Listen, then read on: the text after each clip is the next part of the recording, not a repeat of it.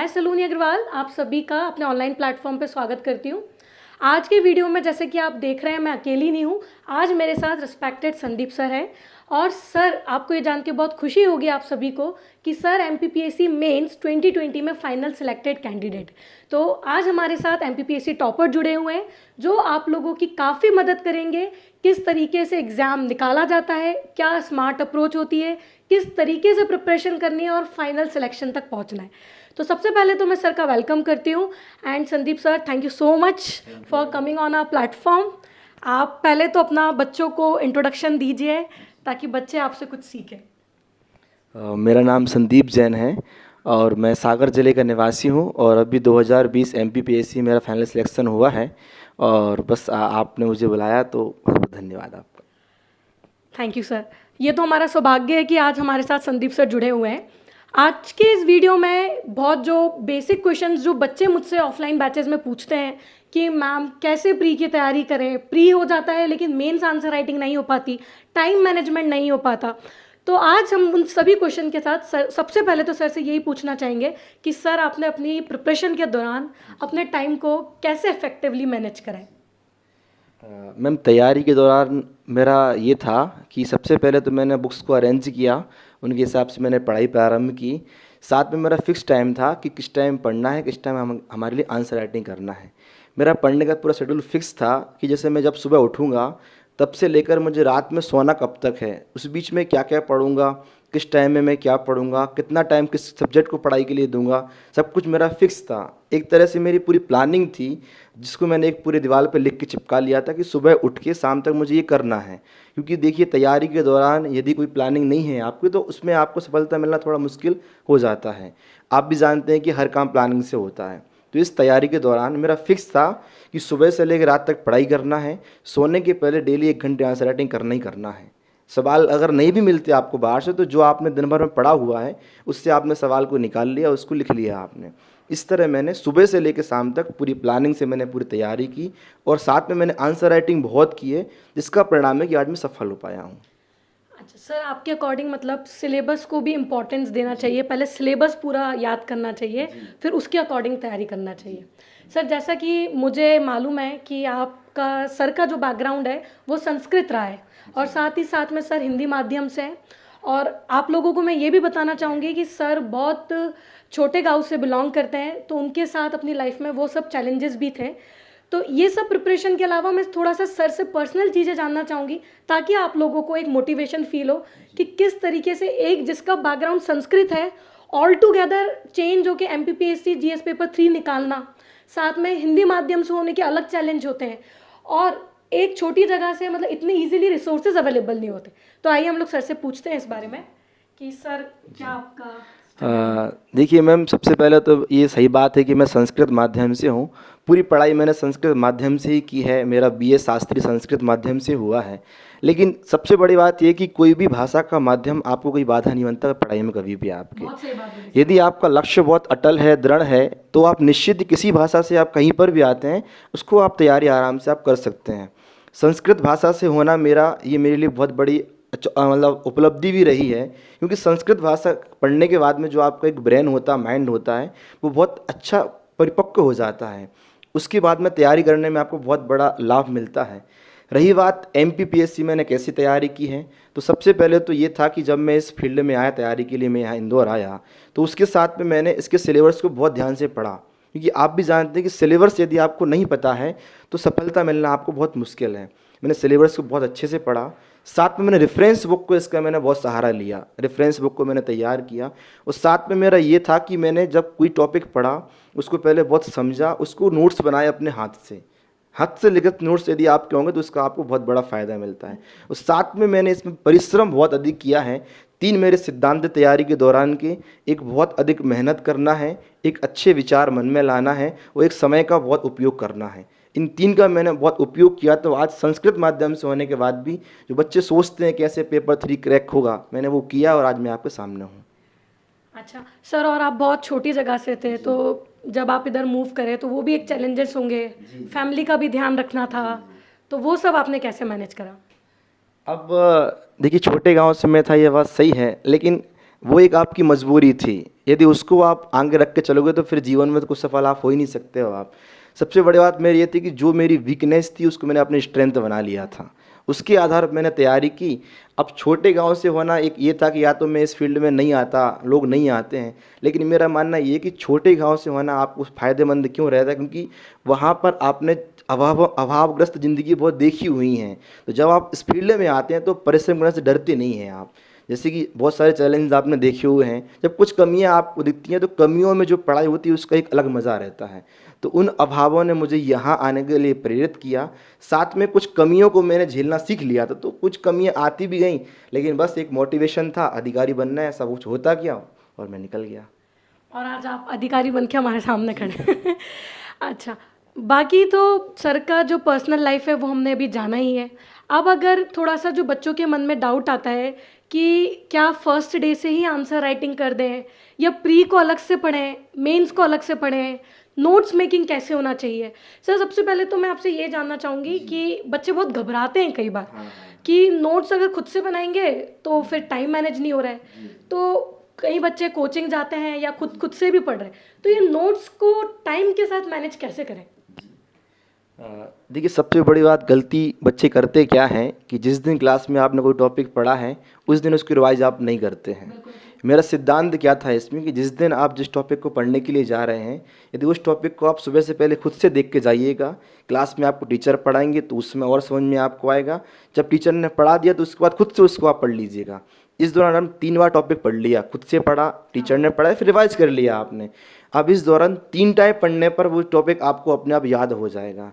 इसके बाद में फिर क्या करना है आपको कि उसके नोट्स निकालना है। अब सिलेबस आपको पता है, क्वेश्चन पैटर्न आपको पता है, उस दौरान आप थोड़ा दिमाग लगाइएगा कि इससे सवाल पीएससी कैसे आपसे पूछ सकता है, उसके अकॉर्डिंग आप सवाल का थोड़ा एक बना लीजिए, साइड से आप निकाल लीजिए। साथ में फिर आप थोड़ा सा तैयारी के लिए आगे बढ़ेंगे तो आपकी तैयारी उसमें बहुत फ़ायदेमंद रहेगी। लेकिन हाथ से नोट्स बनाना आपको बहुत ज़रूरी, क्योंकि उससे एक फ़ायदा ये रहता है कि जब आप पेपर देने आप जा रहे हैं तो यदि उससे तैयारी की है आपने तो वो इमेज दिखती है आपको आंखों में कि मैंने ये नोट्स को यहाँ लिखा हुआ था, वो एक सारांश मिल जाता जी है। हाँ। जी सर। तो सर की बात सुन के आप लोगों को समझ में आया ही होगा कि नोट्स बनाना भी इम्पॉर्टेंट है और वो आपको अल्टीमेट जब आप फाइनल एग्जाम लिखने जाते हैं तो काफ़ी मददगार होता है। अब एक और भी बात मैं आप लोगों के साथ शेयर करना चाहूँगी। सर ना अभी सर का सिर्फ सिलेक्शन ही नहीं हुआ है, सर सिलेक्ट तो हो ही चुके हैं, बट सर ने अभी रिसेंटली 2021 का मेंस भी लिखा हुआ है। यही एक कारण है कि सर से मैं आज इतने दिन बाद आप लोगों को मिलवा रही हूँ, क्योंकि सर का भी थोड़े दिन पहले मेंस था। और एक और भी चीज़, 2022 का प्री भी सर ने क्लियर कर लिया है। अक्टूबर वाला जो मेंस है सर उसमें भी अपीयर होंगे। तो सर जो अभी 21 का मेंस लिखा है आपने वो थोड़ा स्ट्रेस फ्री होगा इस बार। तो वो कैसा आपको फील हुआ, मतलब पहले जो मेंस लिखा था इस बार आप और अच्छा आपका मेंस रहा है।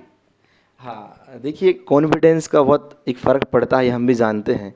क्योंकि सिलेक्शन हो गया तो देख कॉन्फिडेंस था अंदर में कि अपने पास खोने के लिए कुछ भी नहीं है, अब सिर्फ पाने के लिए है, उसका एक फ़र्क पड़ा है। लेकिन ये नहीं था कि मेरा हो गया तो मैंने पढ़ाई नहीं की, बस ये रहता है। देखिए सबसे पहली बात तो ये है कि हम ये बात जानते कि लक्ष्य अपन ने बहुत बड़ा लिया है पर उसको अपन पा सकते हैं, ये भी पता हमारे लिए। क्योंकि आप ये सोचते हो कि अधिकारी बनना सरल है, उसके बाद में आप पढ़ाई नहीं करोगे तो ऐसे काम तो आपको होने वाला नहीं है। पढ़ना बहुत ज़रूरी है, इसलिए पढ़ाई बहुत की है। और बस ये फ़ायदा था कि सिलेक्शन हो गया है तो कॉन्फिडेंस था, थोड़ा सा लेवल अप हुआ, लेकिन उसमें मुझे बहुत फ़ायदा मिला और पहले से तो मेरा बेहतर ही हुआ है, उम्मीद कुछ अच्छा ही होगा। नहीं सर, हम लोगों की शुभकामनाएं आपके साथ है। बाकी सर अभी जो बच्चे हैं, बच्चों के मन में बहुत दुविधा है कि अगला प्री कब आएगा, और कुछ बच्चे हैं जो मेंस तो लिख रहे हैं लेकिन उनके मन में थोड़ा दुविधा आता ही है कि अगर मेंस नहीं निकल पाया तो मैं फिर नेक्स्ट प्री कैसे टारगेट करूँगा। या बहुत सारे हैं जो 2022 का प्री नहीं निकाल पाए तो वो थोड़ा सा हताश हो जाते हैं। तो वो अपने आप को कैसे मोटिवेट रखे, क्योंकि अब वो लोग 23 का प्री लिखेंगे, तो उनको आप क्या टिप्स देना चाहेंगे जो आने वाला प्री लिख रहे हैं। अच्छा, देखिए जिन बच्चों को अभी आने वाला प्रीलिम्स है तो हम ये बात जानते हैं कि थोड़ा उसमें अभी टाइम है, क्योंकि अभी हाल ही में 2022 का मेंस होने वाला है और अभी लगभग आपके पास 8 से 10 महीने हैं। और ये हमें ये भी जानते हैं कि प्रीलिम्स अकेले से तो आपका सिलेक्शन होने वाला नहीं है, क्योंकि मेंस बहुत तैयार करना पड़ेगा आपको। तो यही है कि जब तक प्रीलिम्स की डेट अभी आपकी नहीं आई है, तब तक कुछ ऐसे टॉपिक हैं मेंस में जो डायरेक्ट प्रीलिम्स में नहीं आते हैं, उनको पहले आप तैयार, जैसे कि आपका एथिक्स हुआ, हिंदी हुआ, ऐसे हुआ, कुछ और यूनिट्स जैसे पेपर 3 में कुछ यूनिट्स हैं, कुछ पेपर 1 में यूनिट्स हैं, तो जिनका डायरेक्ट प्रीलिम्स से आपका संबंध नहीं है, उनको अभी आप अच्छे से पढ़ लीजिए, उनके नोट्स बना लीजिए आप। इससे क्या होगा कि जिस दिन जब आपको मान लीजिए प्रीलिम्स आया, उसके 3 महीने पहले यदि आप पढ़ाई करते तो प्रीलिम्स तो क्वालिफाई आप कर लोगे, लेकिन प्रीलिम्स के लिए तो पूरे समय पढ़ोगे आप तो मेंस में आप बाहर हो जाओगे। इसलिए यही मेरा एक सबसे कहना है कि अभी जब तक आपकी डेट नहीं आई प्रीलिम्स की, तब तक जो टॉपिक डायरेक्ट प्रीलिम्स में आपके नहीं आने वाले हैं, उन टॉपिक को आप तैयार पहले से अभी कर लीजिए, उसके नोट्स कर लो प्रिपेयर। तो होगा क्या कि जब प्रीलिम्स आप देखिए बाहर हो गया, जब आपका सिलेक्शन हो जाएगा, मेंस देना होगा, तो उस बीच में जो आपने अभी तैयारी की है वो बहुत आपको हेल्प करेगी। क्योंकि होता क्या है ना कि हम केवल 4 यूनिट्स पर बहुत ध्यान देते हैं, हिस्ट्री हो गया, ज्योग्राफी है, इकोनॉमी, पॉलिटी है, इसको हम बहुत पढ़ लेते हैं, लेकिन इसके अलावा भी मेंस का बहुत बड़ा अधिक पार्ट है। यदि एक रेशियो की अपन बात करें तो जैसे हिस्ट्री है, पॉलिटी है, ज्योग्राफी, इकोनॉमी है, लगभग 300 से 400 नंबर का इसका पार्ट है मेंस के अंदर। जो 1000 नंबर का जो आपका मेंस का पार्ट है उस पर हम बहुत कम ध्यान देते हैं। उसमें आपका एथिक्स हो गया, हिंदी है, ऐसे वाला पार्ट है, और भी बहुत सारी शिक्षा वाली यूनिट है, हेल्थ वाली यूनिट है, तो उन सब पे ध्यान देना बहुत ज़रूरी है। जब आपको मेंस होगा उस समय पे आप ध्यान उस पर दे नहीं पाते, क्योंकि समय बहुत कम रहता है। तो मेरा कहना आपसे यही है कि प्रीलिम्स के लिए इतना आप परेशान नहीं हो, जैसे कि आप साथ साथ में अभी आप एमपी पढ़ते रहें, क्योंकि एमपी पढ़ोगे तो आपके लगभग 35 सवाल तो आपको सही हो ही जाएंगे। बाकी जो बचा आपका प्रीलिम्स वाला पार्ट है उसको अभी ध्यान ना देखें आप, जो डायरेक्ट प्रीलिम्स में टॉपिक नहीं आने वाले हैं उन पे आप ध्यान दें। फिर जब आपका प्रीलिम्स की डेट आए तब उसके बाद सभी पे ध्यान दें, तो प्रीलिम्स भी क्वालिफाई आपका हो जाएगा, मेंस भी क्रैक कर लोगे आप, और निश्चित सफलता आपको मिल जाएगी। ये सर ने जो आंसर दिया है ये बहुत ही सही है, वाकई में बात सही है कि जो बच्चे अब नेक्स्ट प्री टारगेट कर रहे हैं, जिनका अभी प्री नहीं निकला है, उनको मेंस की तैयारी भी साथ साथ करते चलना चाहिए। और स्पेशली वो टॉपिक्स जो प्री में नहीं है उनको कवर करके रख लो, क्योंकि अगर एक बार प्री निकल गया तो इतना टाइम नहीं होगा हमारे पास कि हम उसको फिर मेंस के लिए अलग से पढ़ने बैठें। और यही सेम चीज़ मैंने फील करी है जिन बच्चों का भी 2022 में प्री निकला है, जो अभी अक्टूबर में मेंस लिखने वाले, उन्होंने अगर मेंस की तैयारी पहले से नहीं कर रखी थी तो वो सोसाइटी वाले टॉपिक में, हेल्थ वाले टॉपिक में, एथिक्स वाले टॉपिक में परेशान हो रहे। अब सर वो तो बच्चों ने गलती कर दी, लेकिन फिर भी हमारा कर्तव्य बनता है कि हम उनको एक थोड़ा सा मार्गदर्शन दे दें। उनने करी तो नहीं है, लेकिन फिर भी अब इस दौरान एज इन अभी चल रहा है, हम जुलाई लास्ट में, उनके पास अभी भी अगस्त, सितंबर है, अक्टूबर भी है, तो वो जो पोर्शन वो जो छोड़ चुके हैं, जो गलती कर चुके हैं, वो कैसे उसमें थोड़ा सुधार कर लें। मतलब आप क्या उनको थोड़ी बहुत रणनीति बता सकते हैं जिससे बच्चों को फ़ायदा मिल जाए? जी देखिए, जिन बच्चों का अभी मेंस फिलहाल है, अब चूँकि बहुत सारे यूनिट्स अभी उनको आप पढ़ नहीं पाए हैं, अब उसमें चूँकि समय बहुत कम है आपके सामने और ज़्यादा टाइम दोगे तो आपका आगे वाला पार्ट रह जाएगा। तो उसके लिए यही है कि आप थोड़ा सा एक्स्ट्रा टाइम निकालें आप, और कुछ ऐसा करें जैसे कि जो आपके सीनियर्स हों, कोई परिचित हों आपके, उनसे आप उनके बारे में मिल लीजिए। जैसे शिक्षा वाला पार्ट की आपने बात की, हेल्थ वाला पार्ट है, तो ये ऐसे पार्ट हैं, ये पूरे आपकी समझ पे आधारित होते हैं। यदि थोड़ा सा आपको पता है कि शिक्षा कैसे कैसे चलती है भारत के अंदर, कैसे क्या व्यवस्थाएं होती हैं, हेल्थ का कैसा सिस्टम पूरा आपके यहाँ पे, तो उसको आप कर सकते हो आप इस बीच में। लेकिन आपको ध्यान ये रखना है कि आपको तैयार सब कुछ करना है।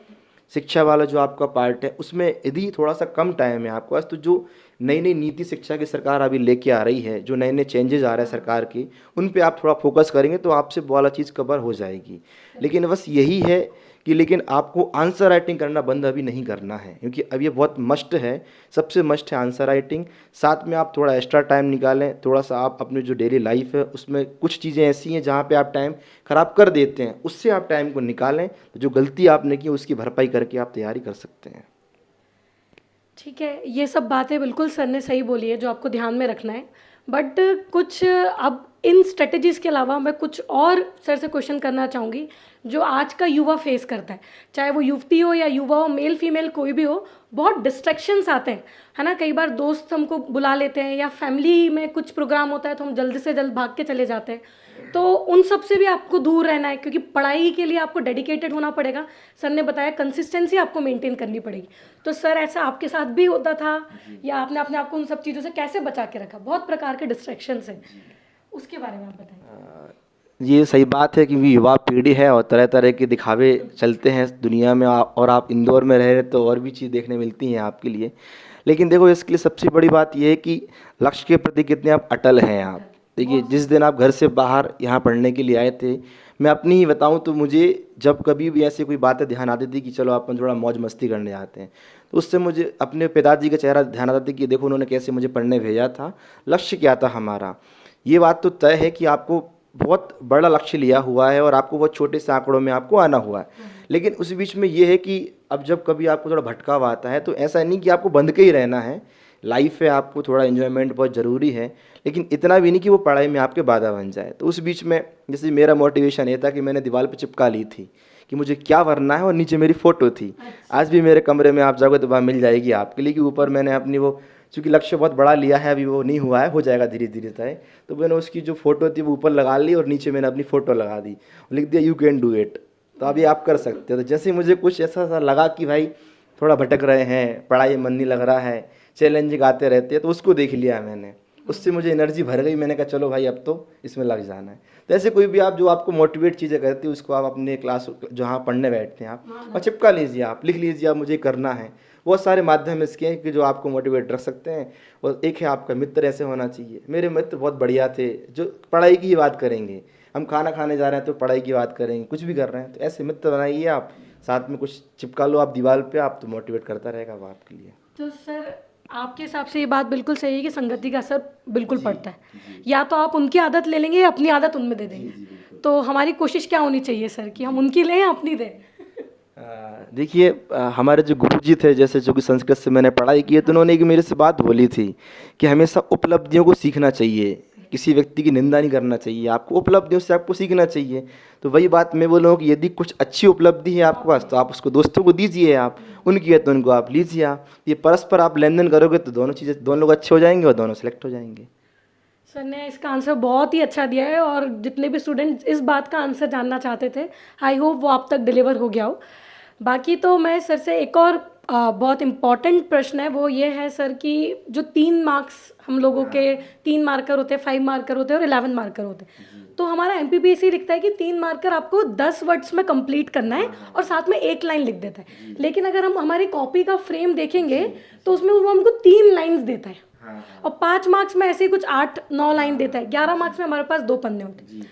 तो कई बार ना बच्चों को समझ में नहीं आता है कि कंटेंट तो इतना सारा है, उसको 3 मार्क्स में कैसे कंसाइज करें, कम करें।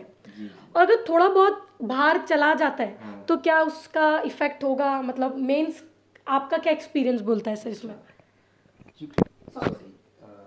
इस मामले चूँकि देखिए 3 नंबर का जो आपने बोला है, चूँकि मैंने देखा है कि 2020 और 21 में थोड़ा सा कुछ चेंज मुझे लगा भी है कॉपी में, साइज़ थोड़ा सा अभी पता नहीं है नहीं, लेकिन मुझे थोड़ा लगा है ऐसा उसमें। लेकिन अब रही बात आप लाइन से बाहर आते कि अंदर आते हैं, चूँकि नियम तो ये है कि आपको जगह से बाहर नहीं आना है। पर मान लीजिए कोई बड़ा सवाल उन्होंने आपको दे दिया, जैसे उन्होंने बोला आपसे कि आप किसी चीज़ की आप 5 लाभ लिखिए या फिर 3 लाभ लिखिए, अब आपके नहीं आ पाते हैं। तो कभी कभी मेरा ये था कि मैं भी इस लाइन के नीचे तक मैंने लिख दिया यहाँ तक, ठीक है। अब अभी इस बारे में मैं बता पाना कि नंबर कटते हैं नहीं कटते, क्योंकि कॉपी अभी हम लोगों ने देखी नहीं है। जब आयोग में कॉपी देख के आएंगे तब मालूम चलेगा कि इसमें नंबर कटते हैं नहीं कटते हैं। इस बारे में बता पाना थोड़ा मुश्किल है मेरे लिए। लेकिन हाँ ठीक है, यदि कोई सवाल पूछा गया तो उसकी डिमांड तो पूरी करनी आपको ज़रूरी है। उस बीच अगर थोड़ा 1-2 वर्ड नीचे आ जा रहे तो इतना इशू नहीं जाता है, डिमांड पूरी करना बहुत ज़रूरी है उसकी। कोशिश ये रहनी चाहिए कि ये जो 3 लाइन से इसी में अपना आंसर लिख दो, एक्सीड मत करो, और थोड़ा बहुत हो जाता है तो वो चलेगा। अब ये वाला आंसर तो आपको ऐसे पर्सन ने दे दिया है जो खुद मेंस निकाल के आए हुए हैं और जिन्होंने मेंस लिखी भी, तो अब आपको 3 मार्कर और 5 मार्कर में मेरे हिसाब से कोई डाउट नहीं आना चाहिए। अब सर जो आप नेक्स्ट अभी मेंस लिखने वाले हैं और अभी आपने जो मेंस लिखा है, तो और कुछ एक्स्ट्रा तैयारी आप कर रहे हैं या उसी को ब्रशअप कर रहे हैं? चूँकि 2021 ने थोड़ा सा रास्ता दिखा दिया कि तैयारी और करनी चाहिए। अब जिस तरह से इस बार पेपर का थोड़ा माध्यम था, पेपर का जो लेवल था, उससे ये समझ में आया कि अब अपन को विषय की पकड़ अच्छी होना चाहिए। अभी तक ठीक है, थोड़ा सा ये लगता था कि टॉपिक को पढ़ लिया और लिख के वहाँ पे आ गए, पर 2021 में थोड़ा सा लेवल मुझे अच्छा लगा पेपर का। थोड़ा सा एक समझने वाले जो सवाल दिए इन्होंने, आप कंसेप्चुअल थोड़े सवाल दिए हैं। तो ज़रूरी है कि जो टॉपिक थोड़ा सा डीप में नहीं पढ़ पाए थे, जहाँ थोड़ी दिक्कत हुई है, उनको बाकायदा एनसीईआरटी की हेल्प से जो रेफरेंस बुक चलती मार्केट में, रेफरेंस बुक को पढ़ना बहुत ज़रूरी है आज के समय में, जो अच्छी क्वालिटी रेफरेंस बुक आती हैं, साथ में एनसीईआरटी, तो ज़रूर तैयारी और अच्छी करेंगी तो और अच्छा। जी बिल्कुल। हाँ सर को सुनने के बाद एक चीज़ तो समझ में आती है कि मनुष्य को कभी अहंकार नहीं आना चाहिए। मतलब सर इतना एग्जाम्स दे के आए हैं, सिलेक्टेड है, उसके बाद भी सर के मुंह पे आज वही शब्द है कि जो मैं अगली मेंस लिखूंगा अपनी, या जो आगे जो भी एग्जाम्स दूंगा मैं उसको और अच्छे से पढ़ के दूंगा। अब सर इसी बात को मैं कैरी फॉरवर्ड करते हुए कई बार मैंने ऐसा फील करा है, बच्चे क्या करते हैं कि टेस्ट में अपीयर तो हो जाते हैं, टेस्ट दे भी लेते हैं, बट वो उसको एनालिसिस उसका अच्छे से नहीं करते हैं। उनको ये लगता है कि भाई पार्ट 1 का ये टेस्ट पेपर है, यूनिट 1 है, तो वो दे तो लिया, लेकिन सर ये बच्चे क्या होते हैं आलस में कई बार उसको अच्छे से एनालाइज नहीं कर रहे हैं, क्या मिस्टेक हुई, तो ये बहुत बड़ा फॉल्ट है जो बच्चों का। तो आप भी अपने तरह से ये डिलीवर करिए कि ये नहीं होना चाहिए।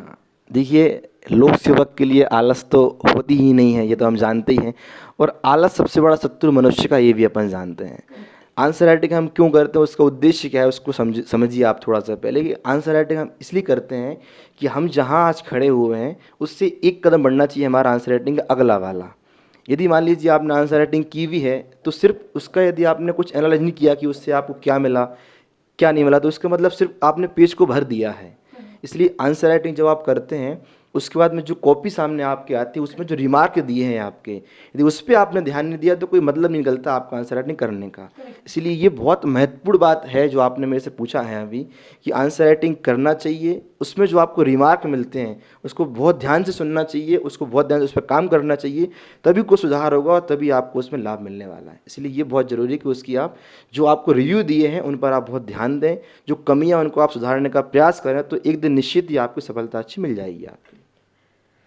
सर की बात अब आप लोगों को और अच्छे से समझ में आई होगी, क्योंकि टेस्ट देना और उसका एनालिसिस नहीं करना doesn't make any sense. As in आप जो भी टेस्ट पेपर दे रहे हैं उनको रिमार्क्स को अच्छे से स्टडी करिए, उन पे वर्क करिए, तो ही आप इम्प्रूव कर पाएंगे। अब सर से 1-2 पर्सनल क्वेश्चन और मैं करना चाहूँगी अपनी तरफ से कि सर अभी सिलेक्शन होने के बाद आपको कैसा फील हो रहा है? मतलब एज इन जो पहले आसपास रिश्तेदार, सो कॉल्ड रिश्तेदार जिसको हम बोलते हैं, कई बार वो बहुत पूछते हैं कि नहीं हुआ, कब तक टाइम वेस्ट करोगे, तो क्या उन लोगों का क्या आपकी तरफ रिस्पॉन्स रहा और कैसा आपको फील हुआ सर? अब देखिए, परिवार वाले तो जो भी बोलते वो अच्छे ही बोलते, क्योंकि उनको लगता ही है कि चलो हमारा लड़का है तो जल्दी से जल्दी अच्छा सिक्योर हो जाए, इसलिए परिवार का समर्थन तो हमेशा रहता ही रहता है। हाँ, तैयारी के दौरान जब सफलता मिल जाती है तो ऐसा लगता है कि चलो परिश्रम करने वालों को सफलता मिलती है। और मैं कोई तारीफ़ नहीं कर रहा हूँ अपनी, लेकिन मैं आपको बताऊँ कि मैं जिस पृष्ठभूमि से आता हूँ, जो मैंने संघर्ष किया है, संस्कृत के लिए पढ़ाई करने बाहर जाना गांव से, उसके बाद पूरी पढ़ाई करना, ग्रेजुएशन में संस्कृत मैंने पूरा पढ़ा हुआ, मैंने कभी साइंस नहीं पढ़ी ग्रेजुएशन वगैरह में, कभी मैथ को नहीं पढ़ा, कालिदास को पढ़ा मैंने, कालिदास जी साहित्यकार उनके पूरे पढ़े हैं हमने, भवभूति को हमने पूरा पढ़ा हुआ, जिसको आप MP हिस्ट्री में पढ़ते हैं आप, उनकी किताबों को मैंने स्वयं पढ़ा हुआ है ऐसे।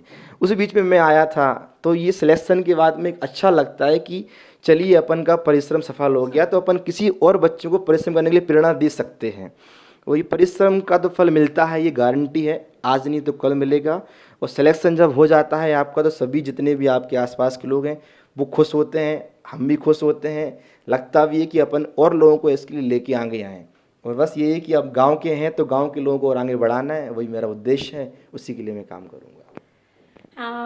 थैंक यू सर इस आंसर को देने के लिए। स्पेशली मैं आप लोगों को एक और बात भी बताना चाहूँगी कि सर सिलेक्ट होने के साथ जब तैयारी कर रहे थे तो सर ने भी बहुत सारे स्टूडेंट्स को गाइड करा है।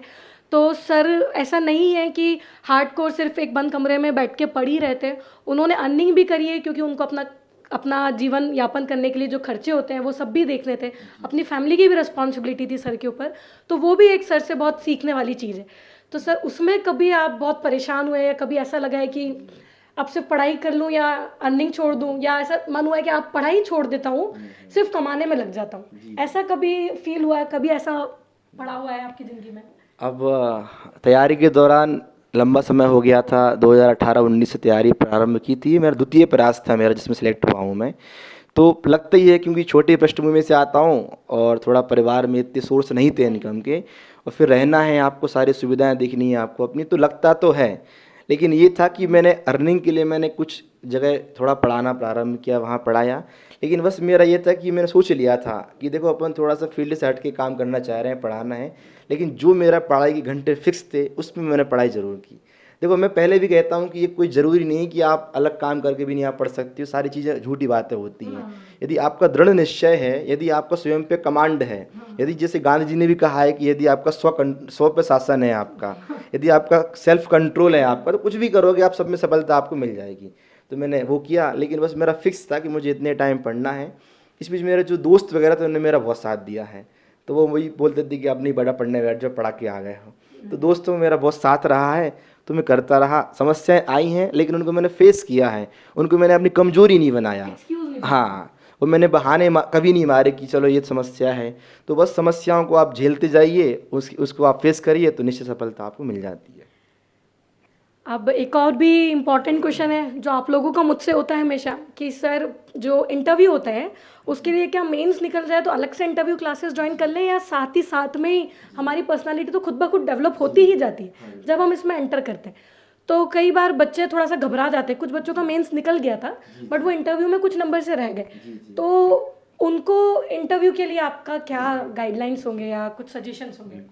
अब इंटरव्यू की प्रक्रिया कुछ अलग से नहीं होती है, क्योंकि मेरे से किसी ने बोला था जब मैं तैयारी में आया था कि जिस दिन आपने MPPSC की तैयारी शुरू की है उसी दिन से आप अपने आप को अधिकारी समझना प्रारंभ कर दीजिए। और जब उसी दिन से अपने आप को अधिकारी समझोगे आप, तो जो एक आपका बिहेवियर होता है वो वैसा रहता है आपका, चाहे वो आपका कोई भी तरीके हो, आपके कोई बात करने का तरीका हो आपका, ऐसा है। और साथ साथ में क्या है कि जब भी कहीं क्लास पढ़ते हो, आप कहीं रहते हो, तो वहाँ पे यदि आपको बोलने का मौका मिले तो आपको बोलना चाहिए वहाँ पे। ये तो तैयारी कोई अलग से नहीं होती है इंटरव्यू की, जो आपने पढ़ाई की हुई है उसी को बस आपको थोड़ा सोचना पड़ता है, उसी के लिए आपको लोगों को समझाना पड़ता है ये। तो उसी दौरान यदि इसमें आप रहोगे साथ में, जो आपका व्यवहार होगा यदि वो आप उसी तरह से रहेगा तो वही व्यवहार बाद में आपका काम में आता है और इंटरव्यू में आपको सफलता मिल जाती है। परंतु तैयारी के लिए जो कुछ चीज़ें जैसे ग्रेजुएशन वाली चीज़ें हैं आपकी, उनको आपका अलग से पढ़ना पड़ता है, पर जो आपकी एक लोक सेवक वाली जो चीज़ें होती हैं वो तैयारी के दौरान आपकी डेवलप होती जाती हैं, वो वही आपकी दिखती है इंटरव्यू जाके वहाँ पर। इसलिए जिस दिन आपने प्रीलिम्स का तैयारी शुरू की उसी दिन से इसी में आप लगे रहेंगे तो आपकी तैयारी हो जाएगी। हाँ, अलग से ऐसा कुछ टाइम देना या टाइम डेडिकेट करना कुछ भी नहीं। सर अब लास्ट में मैं कोई क्वेश्चन ना पूछते हुए आप ही अपनी तरफ से कोई कंक्लूजन स्टेटमेंट या बच्चों को कुछ कहना चाहते हैं? बस मेरा अंतिम बच्चों से कहना यही है कि तैयारी आप कीजिए, लक्ष्य आपका बड़ा होना चाहिए और उसके लिए जितना लक्ष्य आपका बड़ा है उससे अधिक उसके प्रति आपका समर्पण बहुत अधिक होना चाहिए, क्योंकि लक्ष्य जितना बड़ा लोगे आप उसके प्रति जितने आप समर्पित रहोगे। और जो मेरे 3 सिद्धांत थे मेरी तैयारी के दौरान वही मैं आपको देना चाहूँगा। सबसे पहली बात तो ये कि आपकी होना चाहिए योजना, एक प्लानिंग से आप काम करिए, कैसे पढ़ाई करना है आपको। सेकंड होता है कि होना चाहिए आपका टाइम मैनेजमेंट, वो होना चाहिए आपका। तीसरा होना चाहिए आपके अच्छे विचार, क्योंकि जिस सर्विस में आप जाने वाले हैं वहाँ पे आपको लोगों की हेल्प करना है, या पब्लिक सर्वेंट हैं। तैयारी के दौरान, तैयारी के बाद भी यदि आपके अच्छे विचार होंगे तो उसका बहुत फ़र्क पड़ता है पर्सनालिटी पे आपके। तो अच्छे विचार होना चाहिए आपके। फोर्थ है आपका परिश्रम। तो वही बात है कि एक आपकी प्लानिंग, टाइम मैनेजमेंट, अच्छे विचार और फोर्थ परिश्रम, ये चारों के यदि आपका एक सम्मिश्रण होगा आपकी पूरी तैयारी में तो सफलता आपको मिल जाएगी। Thank you so much sir. मैं अपना सौभाग्य मानती हूँ कि मुझे आज संदीप सर से 1-to-1 इंटरेक्ट करने को मिला है, और ये वीडियो स्पेशली स्टूडेंट्स की डिमांड पे ही था, क्योंकि वो चाह रहे थे कि कोई एक ऐसा सिलेक्टेड ऑफिसर उनके सामने आए जो उनको गाइड कर सके। So again thank you so much sir. And please आप लोगों को अगर ये वीडियो पसंद आया हो तो उसको लाइक, शेयर, सब्सक्राइब करना ना भूलिए। मैं आपसे जल्दी ही दूसरे वीडियो में मिलूंगी। Till then good luck, take care, thank you.